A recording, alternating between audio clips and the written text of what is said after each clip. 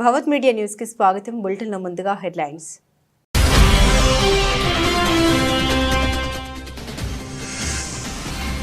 America గడ్డపై ప్రధాని మోదీ సంచలన ప్రకటన. అక్రమ వలసదారుల్ని వెనక్కి తీసుకురావడంపై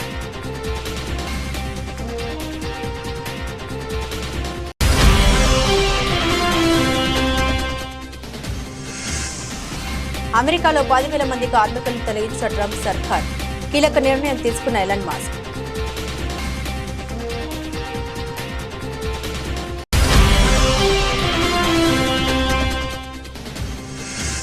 మహాకుంభమేళ మరో రికార్డ్, చరిత్ర తిరగరాస్తున్న త్రివేణి సంగమం.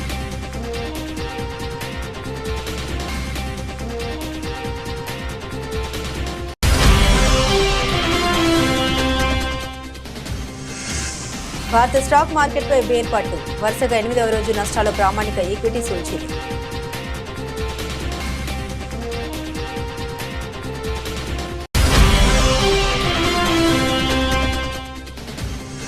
మహిళల ప్రీమియర్ లీగ్ 3వ సీజన్కు అదిరే ఆరంభం.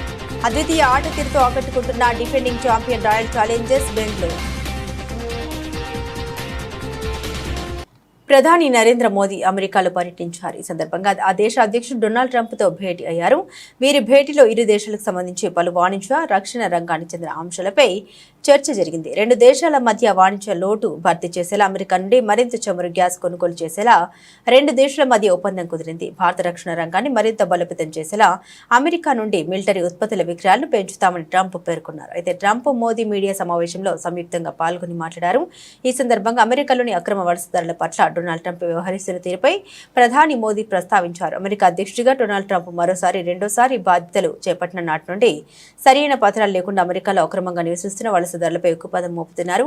అక్రమ వలసదారుల్ని గుర్తించి వారి చేతులకు సంఖ్యలు, కాళ్లకు గొలుసులు వేసి ప్రత్యేక సైనిక విమానాల ద్వారా వారి దేశాలకు పంపిస్తున్నారు. ఈ క్రమంలో సరైన పత్రాలు లేకుండా అమెరికాలో అక్రమంగా నివసిస్తున్న 104 మంది భారతీయులను ప్రత్యేక విమానంలో అమెరికా నుండి పంపించి వేశారు. కొద్ది రోజుల క్రితమే ఆ విమానం అమృత్సర్కు చేరుకుంది.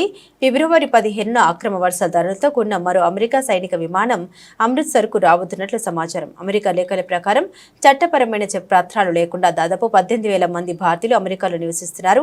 వారందరినీ తిరిగి ఇండియాకు పంపించేలా ట్రంప్ ప్రభుత్వం చర్యలు చేపట్టింది. ఈ అంశంపై అమెరికాలో పర్యటిస్తున్న ప్రధాని నరేంద్ర మోదీ మీడియా ముందు ప్రస్తావించారు.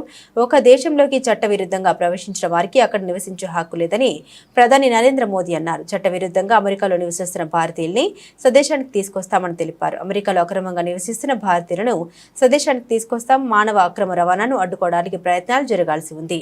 ఒక దేశంలోకి చట్టవిరుద్ధంగా ప్రవేశించిన వారికి అక్కడ నివసించే హక్కు ఉండదు. ఈ విధానం ప్రపంచం అంతటికీ వర్తిస్తుందని మోదీ పేర్కొన్నారు. డబ్బు, ఉద్యోగాలు ఆశ చూపి కొంతమంది యువత పేదరికంలో ఉన్న వారిని మోసం చేస్తున్నారు. అలా వారు అక్రమ వలసదారులుగా మారుతున్నారు. వారికి తెలియకుండానే మానవ అక్రమ రవాణా కూపంలోకి వెళ్తున్నారని మోదీ అన్నారు. అలాంటి వాటిని సమూలంగా నిర్మించాల్సిన అవసరం ఉంది. ఈ ప్రయత్నాలు భారత్కు ట్రంప్ పూర్తి సహకారం అందిస్తారని ఆశిస్తున్నామని మోదీ పేర్కొన్నారు.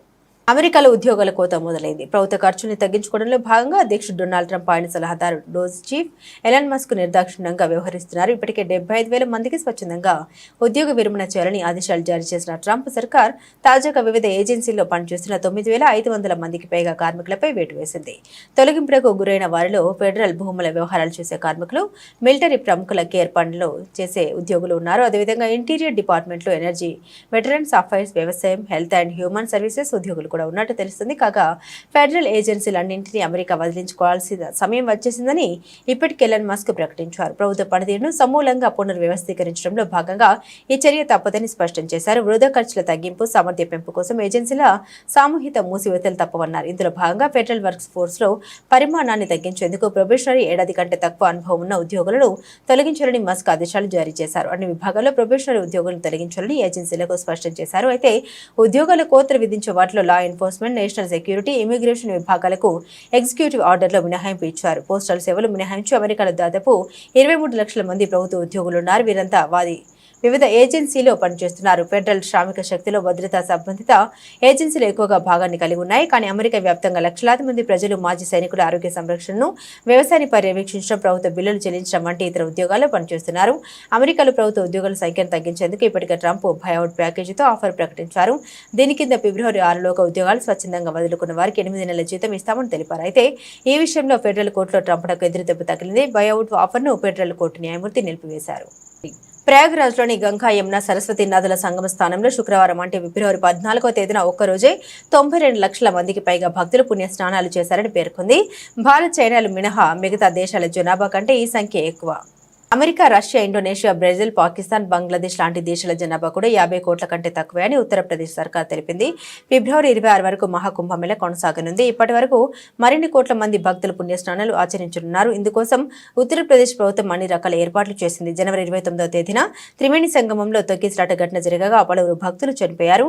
ఆయన పుణ్యస్నానాల కోసం తరలివచ్చే భక్తుల సంఖ్య ఏమాత్రం తగ్గలేదు. కాగా కుంభమేళ ఏర్పాట్లకి 1500 కోట్ల పెట్టుబడి పెడితే 3 లక్షల కోట్ల రాబడి వచ్చిందని సీఎం యోగి ఆదిత్యనాథ్ స్వయంగా ప్రకటించారు. కుంభమేళాకు వస్తున్న భక్తుల సంఖ్యతో ఈ కార్యక్రమం grand success అయిందన్నారు.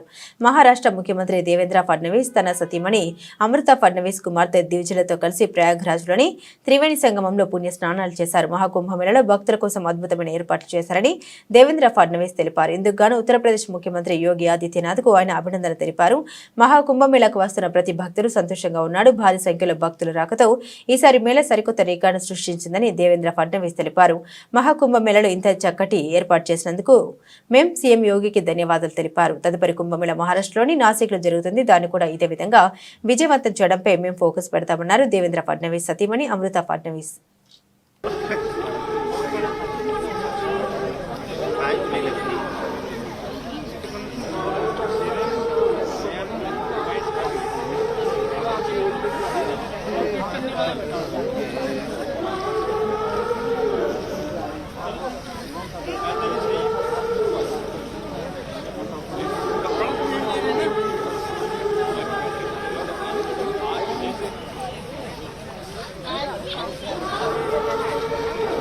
Denduluru TDP MLA Chintamaneni ప్రభాకర్పై ముఖ్యమంత్రి నారా చంద్రబాబు నాయుడు తీవ్ర అసహనాన్ని వ్యక్తం చేశారు.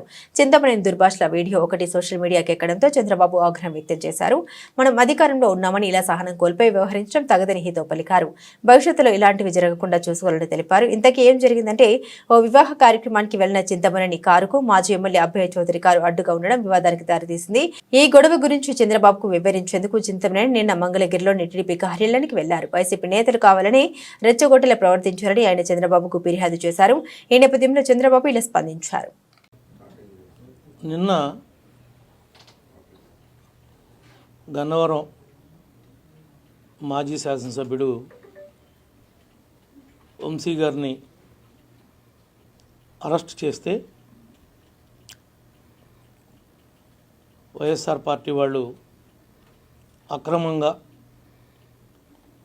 వంశీ ఏ తప్పు చేయలేదు, కావాలనే కక్ష సాధింపు చర్యలో భాగంగా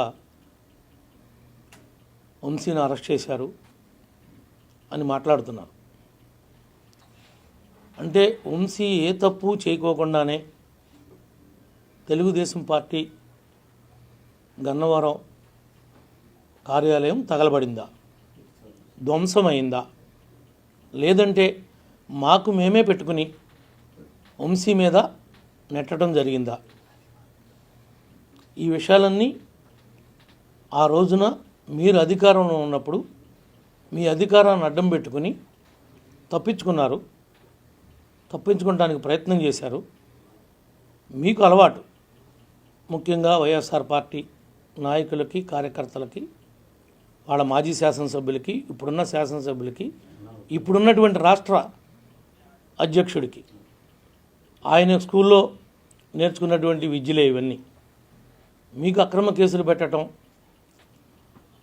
ప్రతిపక్ష పార్టీ వాళ్ళని హౌస్ అరెస్ట్ చేయటం, బయటికి రానికపోవటం, అవసరమైతే ఎన్కౌంటర్ చేస్తాను అని చెప్పి చింతపల్లి ఫారెస్ట్లోకి తీసుకెళ్ళటం, ఇలా బెదిరించటం, కొంతమందిని భూమి మీద లేకుండా చేయటం మీకు సాధ్యపడింది. మా మాజీ స్పీకర్ కోడెల శివప్రసాద్ గారు ఆత్మహత్య చేసుకునేలాగా ఆయన్ని ప్రేరేపించింది మీరు కదా? ఆ పరిస్థితికి ఆయన రావడానికి, ఆయన భూమి మీద లేకపోవడానికి కారణం మీ వైఎస్ఆర్ పార్టీ, జగన్మోహన్ రెడ్డి ప్రభుత్వం కాదా అని అడుగుతున్నాం.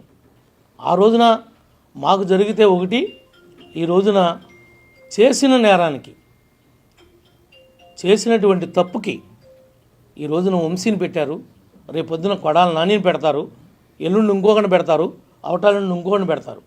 ఈ చట్టాన్ని అమలు చేసే క్రమంలో కొద్దిగా టైం డిలే కావచ్చేమో, కానీ నేరం చేసిన వాడు చట్టం ముందు తప్పించుకోవటానికి వీల్లేదు. ప్రతి వాడిని తీసుకుని వచ్చి వాళ్ళు చేసినటువంటి నేరాల్ని రుజువు చేసి కటకటాల పంపటం జరుగుతుందని చెప్పి కూడా ఈ సందర్భంగా మీ అందరికి కూడా తెలియజేస్తా ఉన్నాం. నిన్నేదో పెద్ద పోటుగాళ్ళలాగా అంబటి రాంబాబు, మీకు తెలుసు కదా రాంబాబు అంటే అంబటి, రాత్రిపూటేమో ఆయన కామబాబు, పగలపూటేమో రాంబాబు. ఈయన చెప్తున్నాడు నీతి కౌరులు మహాత్మా గాంధీ దగ్గర నేర్చుకుని వచ్చినట్లుగా. డీజీపీ గారు ఆఫీస్కి వెళ్ళాడట, ఈ పుడింగ్ వస్తున్నాడని డీజీపీ గారు అక్కడ ఇంటర్వ్యూ ఇవ్వలేదట. ఈయనకు ఒక శాసనసభ్యుడు కూడా కాదు, నువ్వు మాజీ మంత్రి అయితే అయి ఉండొచ్చేమో. కనీసం నీకు పోలవరంలో నీకు మంత్రి ఇచ్చి ఇంకా దిగదారు చేశాడు పోలవరం ప్రాజెక్ట్ని జగన్. దేనివల్ల నీకు క్యూసిక్కి దీనికి తేడా తెలియనటువంటి, టీఎంసీకి తేడా తెలియనటువంటి మనిషివి. క్యూసిక్స్ అంటే ఏంటో, టీఎంసీస్ అంటే ఏంటో కనీసం ఆ వ్యత్యాసం కూడా తెలుసుకోకుండా ఆ శాఖ మంత్రిగా ఉండి పోలవరాన్ని పడుకోబెట్టి గైడ్ బండి పోయి అనేక విధాలుగా దాన్ని సర్వనాశనం చేసింది జగన్మోహన్ రెడ్డి ప్రభుత్వం. ఇంకా రాంబాబు గురించి చెప్పాలంటే మాటలతో చెప్పేది కాదు. ఇవాళ కోడెల గారు లేకపోవడానికి కూడా కారణం రాంబాబు పెట్టినటువంటి ఆ రోజున ఆ యొక్క హెరాస్మెంట్ వల్లే అన్ని కేసులు పడి ఇంత బతికి నేను ఇంకా భూమి మీద ఉండాలా అని ఆయనగానే ఆత్మహత్య చేసుకునే విధంగా ప్రేరేపించారు. ఆ రోజునే ఈ రోజున కంప్లైంట్ ఇచ్చి అయినా సరే నీ మీద 306 కట్టాలి. ఆ యొక్క చనిపోవడానికి ఆయన కారణం పరోక్షంగా నువ్వు, నీ జగన్మోహన్ రెడ్డి కాబట్టి మీ ఇద్దరి మీద 306 కట్టాలని చెప్పి నేను డిమాండ్ చేస్తా ఉన్నా ఈ ప్రభుత్వాన్ని. నిజంగా మీరిద్దరూ ఆ సెక్షన్ కింద నేరస్తులుగా మిగులుతారని చెప్పి కూడా ఈ సందర్భంగా నేను గుర్తు చేస్తున్నా. ఇవాళ ఏదో ఈయన వచ్చాడంట, డీజీపీ గారికట తెలియాలట మా మాజీ మంత్రులు, అప్పుడున్నటువంటి శాసనసభ్యులు స్వయంగా డీజీపీ గారిని కలవటానికి వెళ్తేనే మీ ప్రభుత్వంలో అపాయింట్మెంట్ ఇవ్వకోకుండా, గేట్లలోంచి రాకోకుండా వెనక్కి తిప్పి పంపిన సంఘటనలు అనేకం. నీ డీజీపీ ఆఫీస్ పక్కన ఉన్నటువంటి మా రాష్ట్ర కేంద్ర పార్టీ ఆఫీస్ ఉంటే దాన్ని ధ్వంసం చేస్తుంటే రక్తం గారి మా దాంట్లో ఉన్నటువంటి మా ఉద్యోగస్తులు, నాయకులు పరుగులు పెడుతుంటే, అల్లాడిపోతుంటే ఆ రోజున డీజీపీ ఏమయ్యాడు? ఆ రోజున ముఖ్యమంత్రి ఏమయ్యాడు? యాదాద్రి భువనగిరి జిల్లా ఖమ్మంలో జరిగే బీసీ రౌండ్ టేబుల్ సమావేశానికి పర్యటక వెళ్తున్న ఎమ్మెల్సీ కవితకు చౌటుప్పల్ పట్టణ కేంద్రంలో మునుగోడు నియోజకవర్గ ఇన్ఛార్జ్ కూసుకుంట్ల ప్రభాకర్ రెడ్డి ఆధ్వర్యంలో ఘన స్వాగతం పలికారు బీఆర్ఎస్ పార్టీ కార్యకర్తలు. అనంతరం కవిత మీడియాతో మాట్లాడారు. నేడు ఖమ్మం జిల్లాలో జరుగుతున్న బీసీ రౌండ్ టేబుల్ సమావేశానికి వెళ్తున్నాను. మునుగోడు నియోజకవర్గం ఘన స్వాగతం పలికారు. మునుగోడు నియోజకవర్గంలో రాజగోపాల్ రెడ్డి అధికారంలో ఉన్నారు.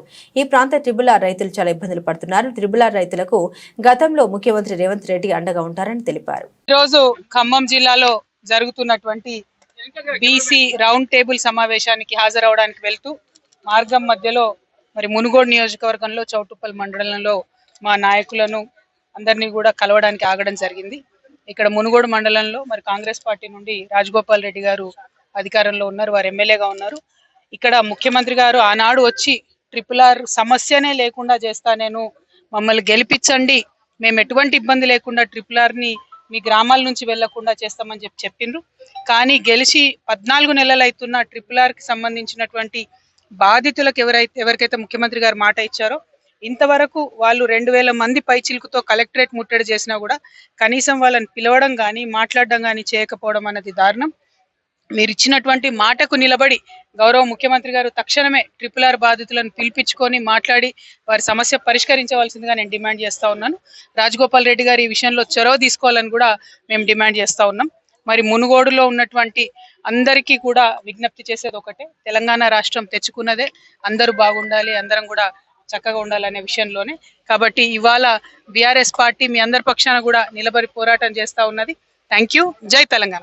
జనగామ జిల్లా పాలకుర్తి మండలంలోని బస్టాండ్ ఆవరణంలో గురువారం రోజున ఇద్దరు వ్యక్తులు అనుమానాస్పదంగా తిరుగుతూ ఉండడంతో వారి వద్ద ఉన్న బ్యాగులను తనిఖీ చేయడంతో గంజాయి దొరికినట్లు వారు పారిపోతుండగా పట్టుకుని పోలీస్ స్టేషన్ కు తరలించినట్లు పాలకుర్తి సీఐ గట్ల మహేందర్ రెడ్డి గురువారం ఏర్పాటు చేసిన విలేకరుల సమావేశంలో తెలిపారు. వారిని విచారించగా నిషేధిత గంజాయిని రవాణా చేస్తున్నట్లు అంగీకరించారని మహారాష్ట్రలోని తానే జిల్లా నవై ముంబై రబేలేకు చెందిన ఆశిష్ రామ్ నాయక్ యాదవ్, రాహుల్ రామ్, లఖన్ తివారీ ఇద్దరిని అరెస్టు చేసి ఈ రోజు రిమాండ్ కు తరలించినట్టు తెలిపారు.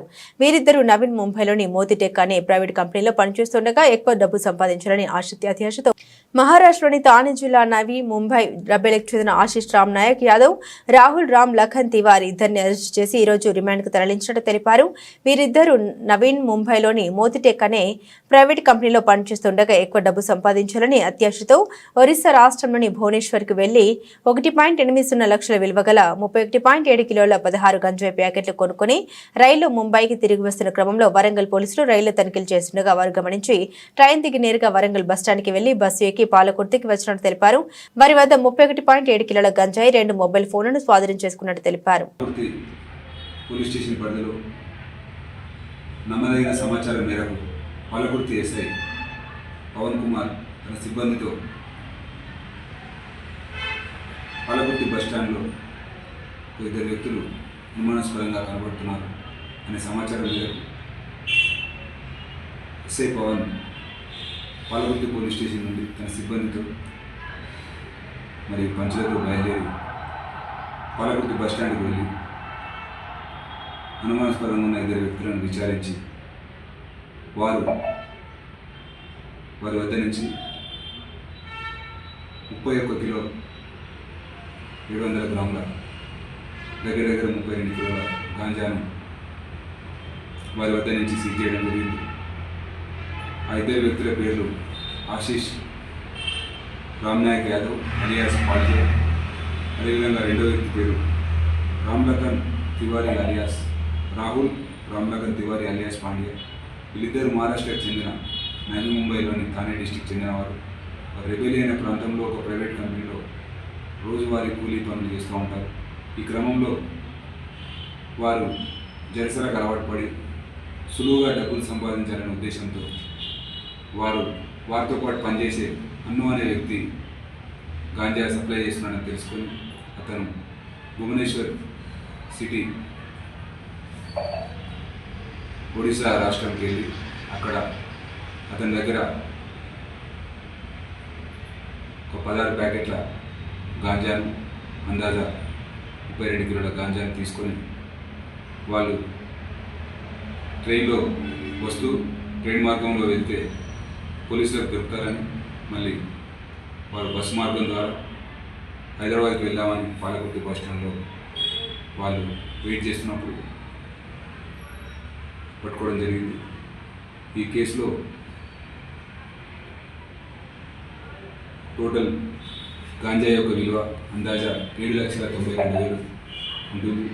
ముఖ్యంగా ప్రజలందరికీ ఒకటే విజ్ఞప్తి, మీ గ్రామంలో కానీ మీ మండలంలో కానీ ఎవరైనా గాంజాకు అలవాటు పడ్డట్టయితే వారి సమాచారం మాకు ఇచ్చినట్టయితే వారికి గాంజా సప్లై చేస్తున్న వాళ్ళు కానీ గాంజాను ఎవరైనా స్టోర్ చేసి రకరకాల మార్గాల ద్వారా ఎవరైతే దాన్ని సప్లై చేస్తున్నారో వారిపైన చర్య తీసుకోవడం జరుగుతుంది. సో ఈ కేసులో వారిని పట్టుకోవడంలో, నేరస్తులను పట్టుకోవడంలో ప్రతిభ చూపిన పాలకుర్తి ఎస్ఐ పవన్ మరియు అతని సిబ్బంది రాజ్ కుమార్, మనోజ్ మరియు ప్రొఫెషనల్ ఎస్ఐ రాజేందర్, అదేవిధంగా ఇతర సిబ్బందిని మా డీసీపీ వెజ్జోన్ సార్, శ్రీ రాజమహేంద్ర నాయక్ సార్ వారికి రివార్డ్స్ అందజేస్తామని వారికి చెప్పి వారి యొక్క ప్రతిభను ప్రశంసించడం జరిగింది. కాబట్టి ప్రజలు ఎవరైనా గాంజాకు అలవాటు పడ్డ వారి యొక్క సమాచారం ఉంటే మాకు తెలియజేయాలి. Thank you. తెలుగుదేశానికి పార్టీ వ్యవస్థాపక రోజు నుండి నేటి వరకు వెన్నెముకగా నిలిచిన బీసీల అభ్యున్నతి కోసం అధికారంలోకి వచ్చిన కూటమి ప్రభుత్వం ప్రత్యేక చర్యలు తీసుకోవడం జరుగుతుందని సీఎం చంద్రబాబు తెలిపారు. బీసీల అభివృద్ధి సామాజిక న్యాయంలో భాగంగా ముఖ్యమంత్రి చంద్రబాబు నాయుడు వెలగపూడి సచివాలయంలో బీసీ సంక్షేమ శాఖపై సమీక్ష నిర్వహించారు. ఈ సమీక్షలో ఉన్నతాధికారులు పలు అంశాలను ముఖ్యమంత్రి దృష్టికి తీసుకొచ్చారు. రాష్ట్రంలో వెనుకబడిన ఉన్న బీసీల అభివృద్ధి సాధించడంతో పాటు ఆర్థికంగా బలపడే విధంగా ప్రభుత్వం నుండి వివిధ సంక్షేమ పథకాలు అందించే విధంగా చర్యలు తీసుకోవాలని అధికారులకు ముఖ్యమంత్రి ఆదేశాలు జారీ చేశారు.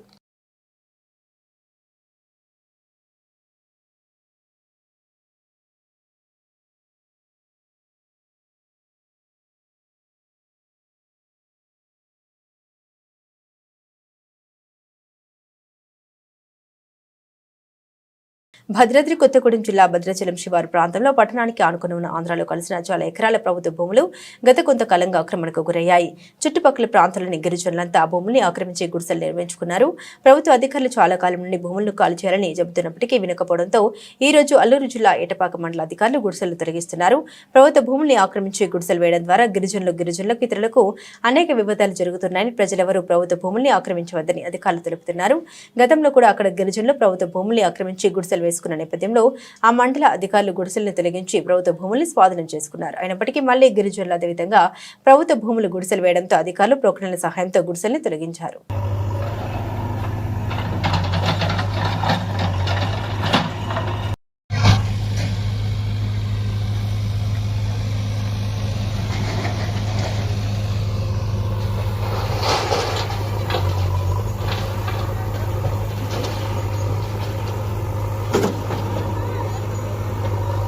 ఒక్కసారి అంటే నమ్మి ఐదేళ్లు అధికారం ఇచ్చిన ప్రజలకు వైసీపీ అధినేత జగన్మోహన్ రెడ్డి నరకం చూపెట్టారని విద్యుత్ శాఖ మంత్రి గొట్టిపాటి రవికుమార్ విమర్శించారు. అద్దంకి నియోజకవర్గ పరిధిలోని కొర్షిపాడు మండలంలో గుండ్లకమ్మ ప్రాజెక్టు ముంపుకు గురైన ఎర్రబాలెం గ్రామంలో మంత్రి గొట్టిపాటి శుక్రవారం పర్యటించారు. కూటమి ప్రభుత్వం ఏర్పడిన తర్వాత యుద్ధ ప్రాతిపదికన 20 లక్షల వ్యయంతో నూతనంగా నిర్మించిన సీసీ రోడ్లు, సైడ్ డ్రైన్లను ఈ సందర్భంగా మంత్రి ప్రారంభించారు. అద్దంకి నియోజకవర్గ పరిధిలోని 7 ముంపు గ్రామాల ప్రజలతో సమావేశమై వారి సమస్యలను అడిగి తెలుసుకున్నారు. గుండ్లకమ్మ ముంపు గ్రామంలో రోడ్లు, త్రాగునీరు, పాఠశాలలు, దేవాలయాల నిర్మాణంతో పాటు ఇతర మౌలిక సదుపాయాలను వెంటనే కల్పించాలని సంబంధిత అధికారులకు ఆయన ఆదేశాలు జారీ చేశారు.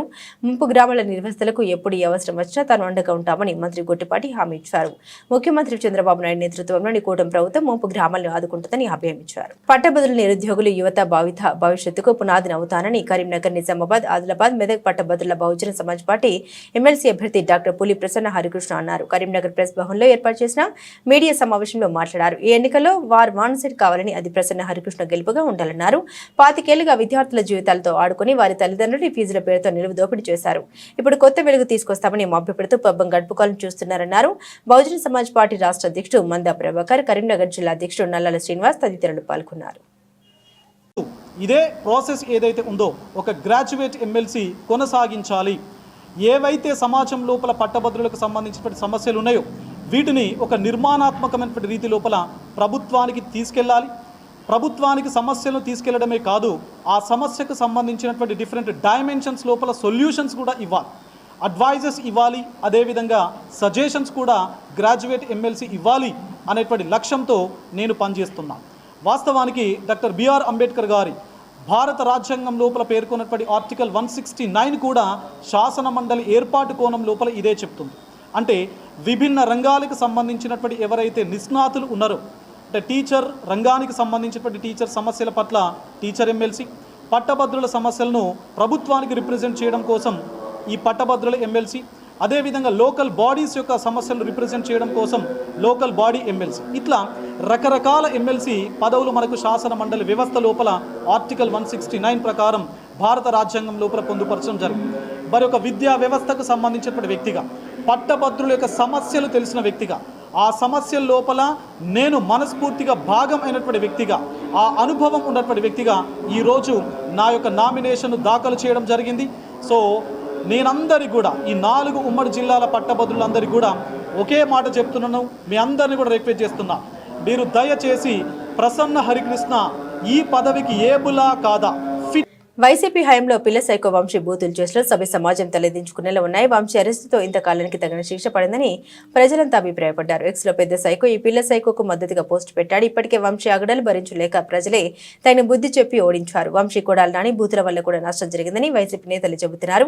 ఆ రోజు వారందరితో బండబూతులు తిట్టించిన జగన్ ఇప్పుడు నీతి సూత్రాలు చెబుతాడని టీడీపీ నేత బుద్ధ వెంకన్న మండిపడ్డారు. అందరికీ నమస్కారం. రాష్ట్రంలో జరుగుతున్న పరిస్థితులు అందరికీ తెలుసు. ఏదైతే పిల్ల సైకో ఒక దళితుడని కూడా చూడకుండా అతన్ని బెదిరించి కిడ్నాప్ చేసి కోర్టులో ఉన్నటువంటి కేసుని బలవంతంగా తీసిన కేసులో పిల్ల సైకో వచ్చి అరెస్ట్ అవ్వడం, ప్రజలు ఒక సైకో బయట తిరిగితే ప్రజలకి ప్రమాదకరం, పోలీసులు అరెస్ట్ చేశారనే ప్రజలందరూ కూడా ఆనందోత్సాహాలతో ఉన్న టైంలో పెద్ద సైకో అయినటువంటి జగన్మోహన్ రెడ్డి నిన్న ఎక్స్లో మాట్లాడుతున్నాడు. అసలు జగన్మోహన్ రెడ్డి నిన్న ఎక్స్లో మాట్లాడినటువంటి తీర్పు అయితే జగన్మోహన్ రెడ్డి గురించి పరాకాష్ఠకు తెలియదు అనుకుంటున్నాను.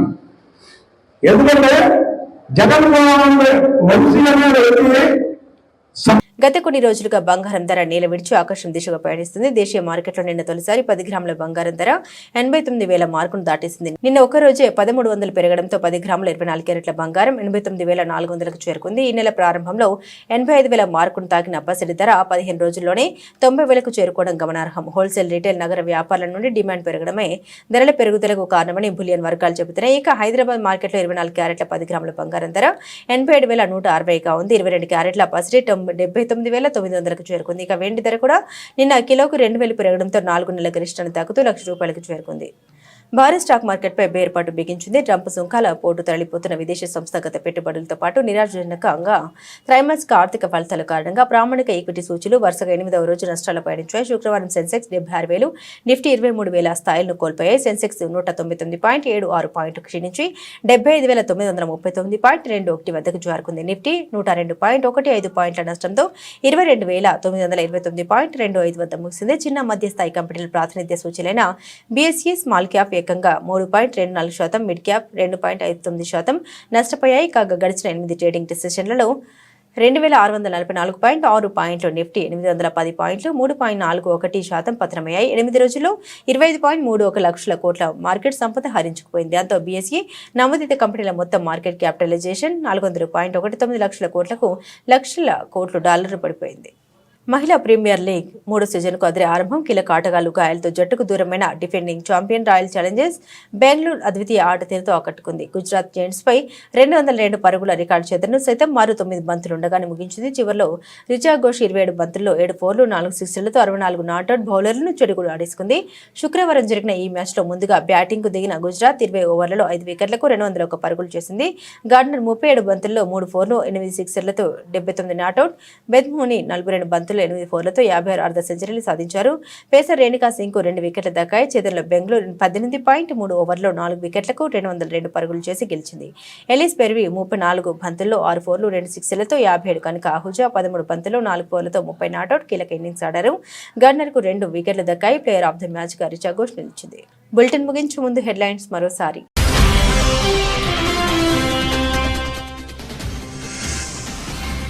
అమెరికా గడ్డపై ప్రధాని మోదీ సంచలన ప్రకటన, అక్రమ వలసదారుల్ని వెనక్కి తీసుకురావడంపై.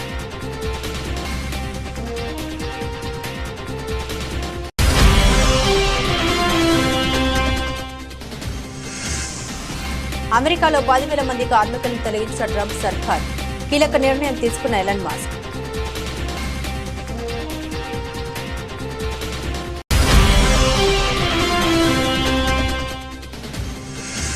మహాకుంభమేళ మరో రికార్డ్, చరిత్ర తిరగరాస్తున్న త్రివేణి సంగమం.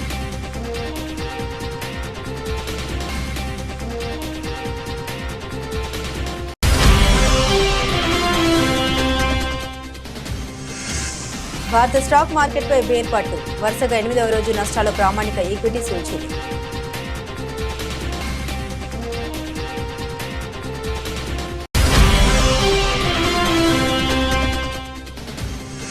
మహిళల ప్రీమియర్ లీగ్ 3వ సీజన్కు అదిరే ఆరంభం. అద్వితీయ ఆట తీరుతో ఆకట్టుకుంటున్న defending champion royal challengers Bengaluru. ఇవి బులెటిన్లోని విశేషాలు. తిరిగి మరో బులెటిన్తో మళ్ళీ కలుసుకుందాం. సెలవు.